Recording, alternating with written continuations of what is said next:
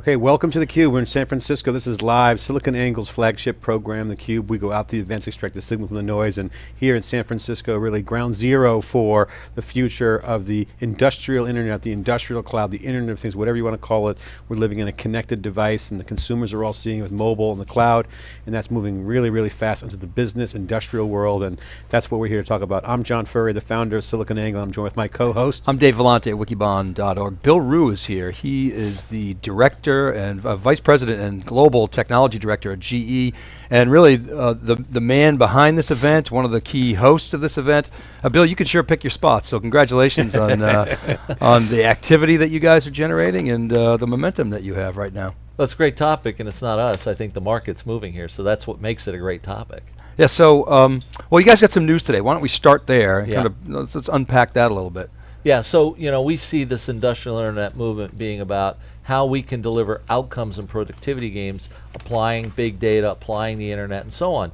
So our big news today was we really talked about this idea of delivering an industrial internet platform, and our first product there is the Enterprise Historian HD, which builds on Hadoop and allows us to manage and pull data off machines in real time and allow you to do analytics on that big data. Second thing is we announced a number of solutions or new services offerings out of our businesses under the tagline predictivity.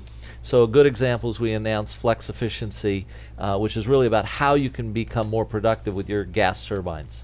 Yeah, so the Enterprise Historian, like a little time machine. Yeah. Right? You can kind of look back and then look forward with some of your services there. You talk a lot about real time, but you're also combining real time information with what people often call data lakes. There's a huge amount of data out there. How do you see that working together in concert? Yeah, I think there's going to be two kinds of analytics. What's going to happen is that we're going to see, working on the streams coming in, and that's going to have to be early warning, seeing problems, starting to identify how the behaviors are occurring. I think the real opportunity on real time is going to be operationally. Can I make adjustments that I can get that 1, 2, 3, 4% efficiency out of those big machines?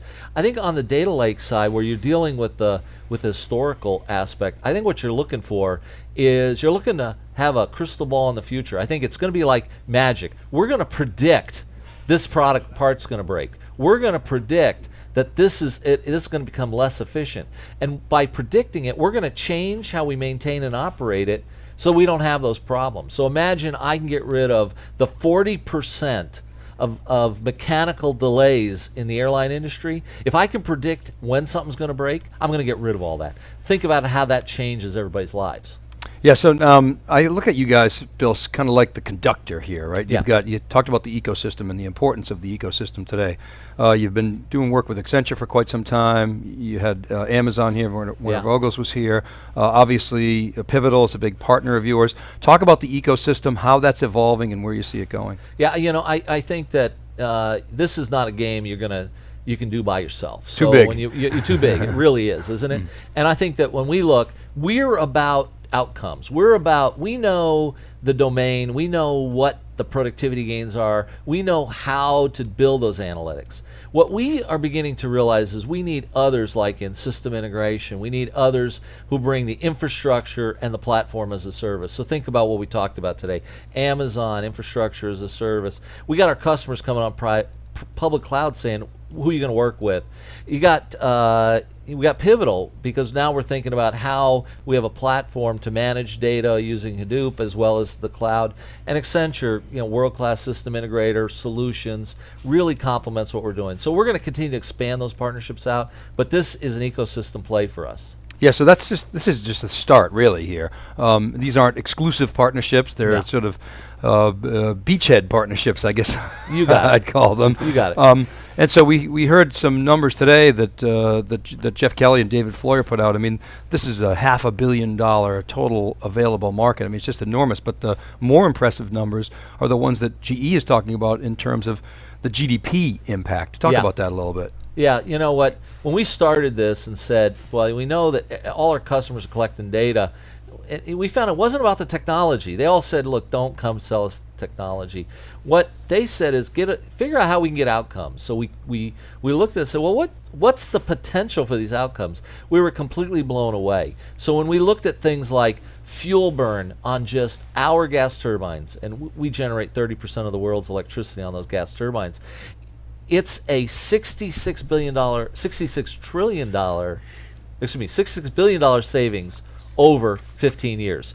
That's a 1% improvement, right? That's actually that's a 1% improvement, and we probably can do better than that. Right. I have a question on the outcomes thing, which, by the way, I love that messaging. I also want to give you props for the event panel. It was fantastic. That's good. And it was not only geeky in terms of technology and also futuristic with the industrial cloud, but you talk about business value, and that was clear in the panel. But Jeff Kelly made a comment about an extreme example from on one end, web advertising, serving data up for a banner ad. Someone clicks on it. If you miss that, then you mistarget it. No big deal. But if you mistarget, say, drug delivery to a critical patient, that's the value. So I love this buying outcomes value. And the web business, the web industry went through this buying impressions advertising to performance-based marketing, click-throughs, which is all based on measurement and data. You got it. So behavioral and contextual data drove the web. Now let's go to the business outcomes. How do you price that? How does that work? Is it similar to the web where, hey, impressions are one thing, but let's get down to the bottom line. What business happened? Predictive, value-based. How do you measure outcomes? How do you price it? How do you sell it? We're deliver it. We're in the early days, so I want to say that this is. If you know the answer to that, we'd like to know. That's some ideas, I think that what we're going to see is 10% or 1%. We're going to see it kind of go through three sort of, I think, three waves. I think the first wave, you're just trying to establish the ROI and sell them an analytic outcome that I think that's where we are today. And I think that's how they can consume it. I think the end game, the third phase, is going to be one where they're going to buy power by the hour or things like, or you'll have the ability to. Now, will they want to? I don't know we know exactly yet. But I think we're going to go from where they buy capability to where the outcome is a guaranteed level of metrics, and you pay by what you get, to where you may be buying power by the hour. So in the internet world of ads, it was sales. Give me a lead, or I know that's measurable. And so you have a closed loop system there, and you guys mentioned the word closed loop in your press release there. So let's go to the outcome. First is measurement. You can't understand what you don't measure, right, in your case. So that measurement piece is Hadoop based, it's real time. What's next on the software paradigm? And it's cloud-based. What specific tech is going to be? Okay, I'm ingesting and measuring. What's next? How do you? Because now you're in verticals, right? You're in aerospace. You're in telematics. You could be in oil and gas, wherever it could be. They're different kind of nuances. We first had to get our data in order. Once you got your data in order, like Hadoop and the analytics, I think that's sort of like table stakes. I think the next two technologies that we're kind of getting jazzed about, the machine-to-machine, because I think how you're going to virtualize not your data center, how are you going to virtualize your operational technology? How are you going to virtualize those machines? How are you going to make it easier to maintain those remotely or in new ways and utilize them in ways you never thought of before? So I think machine-to-machine communication, putting processing local to machines, analytics local. Think of big data at the machine. I mean, this is not unlikely. I think the second technology is I think we lose the people in this, but what jazzes us also is the people. When we look at the collaboration and technologies that are utilized in the consumer internet world, we realize we can change a field person's world by giving them those technologies overnight. And quite frankly, they're using some at just not as organized as we can make it. So we just see the future of field force automation and machine-to-machine as next-gen technologies. It's almost like ad tech. You got behavioral and contextual. The behaviors, the humans, and then the contextual is the machine data. Okay, so with that, let's pivot to, we had Accenture on, CTO Paul, and I was trying to get my arms around this notion of, okay, the consumer world has kind of set the stage for the industrial world. You guys point that out. But the consumer market's still cloud wars going on. You got Amazon fighting out now, Pivotal. You got HP Cloud. So you still have stacks that are developing technically in the marketplace. So how do you guys view that? Obviously, you talk about interoperability, but is it too early to make a move there? Or is it just the open message going to be good enough? You know what? I think what we're hearing from customers, which is a great source of information. The ones who want to buy outcomes. Yeah. You know what we're hearing from them is we're hearing that they want a hybrid approach. Some want to have it on their premise in a private cloud. Some want us to run in a private cloud. Some want a public cloud. And the fact is that we have to be able to do all of them simultaneously. And so what we believe is going to happen is that you can't, this is not the time to say, this is the final decision. What you have to do is you've got to be able to work with all of them, and then you've got to be able to move through them. The hard part for us is how do we make an environment that we can have our applications run in any of those and not have to have 3 code base lines, because that's going to be something we can't support. Yep. Share with the folks out there the priority for GE here, and and give a proof point of the investment that you've made there. Obviously, this announcement's a big investment, but bigger than that, so that you're thinking big. What's the priority, and give an example of how you're investing in that.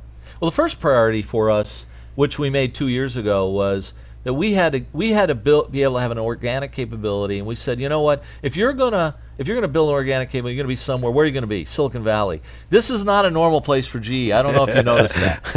It's not Schenectady. Yeah, it's not Schenectady. So we came here, and we've done it our own way. But we made a commitment of $1 billion over 3 years. Jeff Immelt made a commitment of $1 billion over 3 years, that we are going to build out this capability. We're going to work on the platform. We're going to work on our strategy and so on. You know what? This is now going into our businesses, and we have these 8 businesses. Take healthcare. Recently, healthcare announced they're going to invest now $2 billion on top of the $1 billion over 4 years to build their next generation set of applications. So when we talk about it, I think GE has the heft and the investment to be able to take this on, and those are 2 announcements we've made. Well, just on the Silicon Valley point, Silicon Valley's changing now. You talk about enterprise and business value. Yeah. You cut the line in whether it's venture capital or partnership. So I think Silicon Valley's still got the geeky, emerging trend, but that's a good conversation. Yeah, we're bringing Silicon Valley to GE. I'll tell you that. So what's next for you guys? So starting to build out the ecosystem, well, let's go back a little bit. You put it in the Software Center in 2011. Yeah. Made a big investment in Pivotal. You got these partnerships going. What should we look for evidence of momentum in the marketplace? Yeah. So it just first of all, we just look at our growth here in Silicon Valley. We thought we'd be 400 people in 3 years. We're 500 people in 18 months. We're going to be 1,000 people in the next 18 months. So I think one thing is looking, can we be our momentum to get to 1,000? So we have the size and the heft to build these kind of platforms and applications. I think the second thing you're going to look for is how we establish this platform and work to get some standards into the market. We see the market moving so that others, the ecosystem develops. You're going to see us make more investments into small startups. We'll make some announcements shortly on that. And then finally, the big thing is going to be which services we bring out, and I think you're going to see more services, and then us showing the market momentum on the revenue side. Excellent. All right, Bill, well, thank you. By the way, all my friends in Schenectady spent a lot of time there, John, Union College. I love Schenectady. And Bill, really appreciate you coming on theCUBE. Thanks for stopping by. Thanks, guys. Really appreciate it. Thanks a lot. We'll be right back with our next guest after this short break. We're live in San Francisco for the Industrial Cloud GE event. Be right back.